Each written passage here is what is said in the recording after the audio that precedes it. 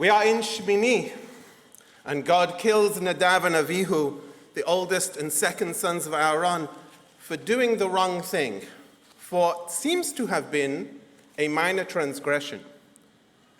We don't actually know why they die. Rashi says it's because they were drunk when they entered the inner sanctuary. The Talmud says that they were punished for innovation and because they ignored the authority of Moshe, that they deliberately ignored what they were told not to do. There is a double standard here, as if God is holding up Nadav and Avihu to a different rule than what everyone else is expected to follow. Even if they were guilty of being drunk or of hubris, were they killed just because they didn't follow the rules? Because they decided to innovate rather than follow the community? We don't normally punish people for this kind of thing, but perhaps we do punish leaders for this kind of thing. And what I think you see here is a clear and precise punishment for leaders because of the positions that they hold and their failure to uphold them. We are accustomed to this double standard as Jews in general.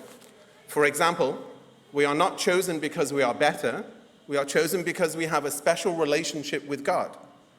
It is a standard that is frequently misunderstood in Jewish thought and in the entire world. It means that we have a higher obligation to care for those in need, to build community, and to save the world. It is not a license to exploit or to serve ourselves or to get rich at the expense of others. It is a license to understand how the world works and to partner with others where we can to make things better. You have to work harder, do better, be better.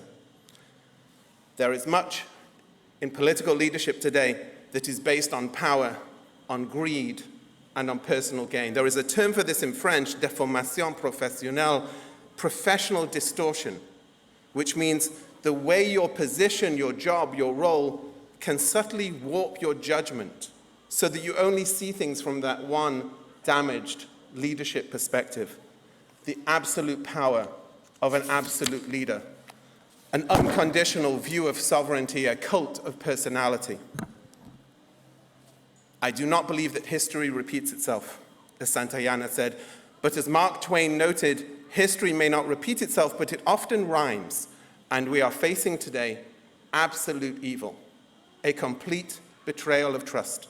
That double standard, that leadership must aspire to be better, is the heart of this week's parasha, and it is also the recurring theme of European history and Jewish history in what is happening right now in and around Ukraine. A leader who believes that he is the single personification of the essence of his people, causing the deaths of tens of thousands and the misery of millions, and the need for true leadership to step up. Last week, I drove from Lublin to Medyka on the Polish-Ukrainian border, and I witnessed the work of our community and the commitment of true leadership. Millions of refugees fleeing from Russian bombing of residential areas, hospitals, schools, are fleeing west through Lviv to countries like Hungary, Poland, Slovakia, and Moldova. Over 4.5 million refugees so far, 10 million, if not more, internally displaced, and those numbers will increase significantly in the days and weeks ahead. What struck me most at the border was the silence, a deafening silence. You can understand why. I spoke with refugees, Jewish and non-Jewish, who were almost all exhausted, drained, emotionally numb. There was shock and deep trauma. I spoke with mothers who had sheltered, hid under stairs for several days as the Russian bombs fell, ran out of their house with perhaps a small suitcase or perhaps nothing, grabbing their children and spending several days fleeing to the west, waiting several days more at the border to cross into Poland or Moldova. They are nearly all women and children. Most of the men cannot make it across.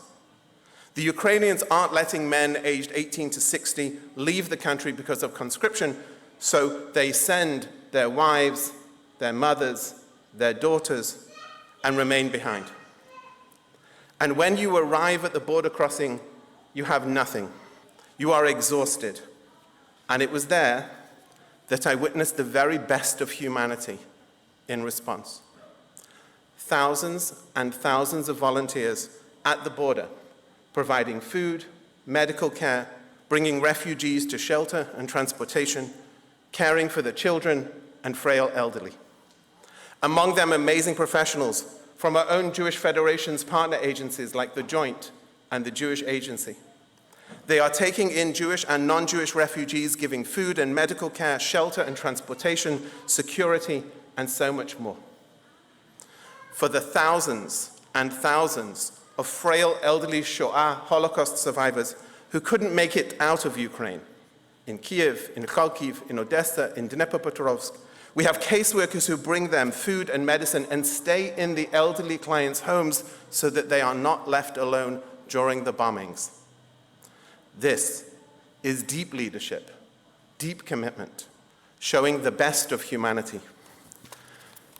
Sometimes we think this is not the age of heroes, but that's not true. I have seen them, I have met them, and they are on the ground right now where we need them to be. Thousands of Jews have made Aliyah in the last 3 weeks from flights in these countries.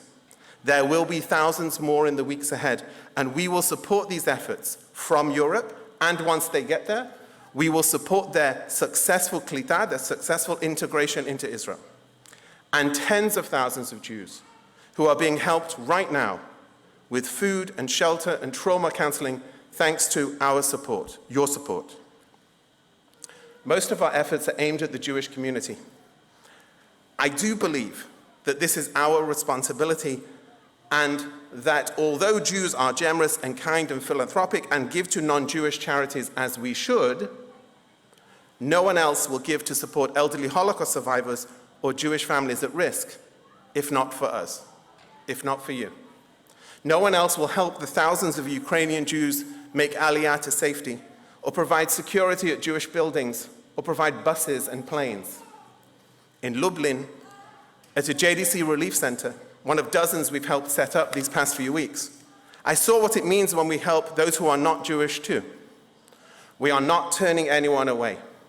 And when someone in need comes, you help that person because we have a higher obligation to care for those in need, to build community, and to save the world. At a dinner with the chief rabbi of Poland, Rabbi Michael Shudrich, I asked him about this, and he said, I don't know if every one of the refugees we help is Jewish, but I do know that every one of the refugees we help is a child of God, created B'Tselem Elohim, in the divine image. I have been fascinated by Ukraine for some 20 years, and I visited many of the former Soviet countries several dozen times. So let me for one moment give you a wider context about what is happening. There are some 200,000 Ukrainian Jews who couldn't even self-identify publicly as Jews for 70 years under Soviet rule. In places like Babi Yar, in Ukrainian Babin Yar, the Soviets grudgingly put up a small memorial to the 33,000 Jews killed there, calling them victims of fascism. Which is why so many Jews use the past as a way to define their current and future Jewish identity, because their past had been denied to them for so long. Ukraine itself is massive, 250,000 square miles, about the size of Texas, the largest country in Europe and the second largest in Eurasia after Russia. And it has always had these two identities, a Slavic Russian-speaking East with pockets in the north and south, and a Ukrainian-speaking West stretching all the way through the center of the country. That basic divide of the Dnieper River, which cuts the country along so many of its major cities and reminds you of the blood-soaked history of Ukraine. This is a country with no defensible borders, no topographical defenses, no mountain ranges. The name itself, Ukraina, means borderland in Slavic, a land of continually shifting borders, and for hundreds of years, a history of suffering. 8 million killed in the Holodomor, the Soviet-era famine of 1932 to 33.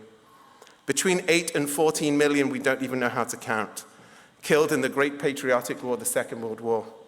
April 96, only 31 killed at Chernobyl, but 650,000 sent in as cleanup squads with no protective gear, and we know what happened to every single one of them. So today, there are millions of refugees and millions more internally displaced. And this bottleneck will widen in the days ahead because these refugees will need housing and food and employment. They will move west because they have no choice. So let me give you, to summarize, a few thoughts about where we are heading from here. First, this is not the beginning of the end. To paraphrase Churchill, this is not even the end of the beginning. Even if the war comes to a ceasefire soon, which is not likely, the refugee crisis will expand significantly. Those refugees will need our help, especially the Jewish ones, I would say, from our own sense of mishpacha, of family, and chiyuv, of obligation. So all those charities that you have been giving to, on their behalf, I would say thank you and get ready, because the real efforts are going to happen in the weeks and months ahead, and they will be massive. Second, most of the charities that are soliciting you right now are doing good. Collectively, all of us are not yet able to meet the entire need that is out there.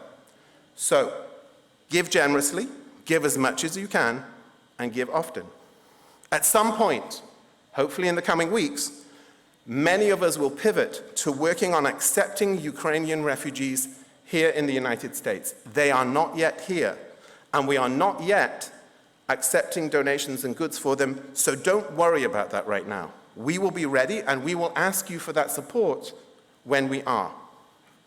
Third, and finally, in most cases, don't donate goods, cans, clothes, gloves, scarves. Just don't.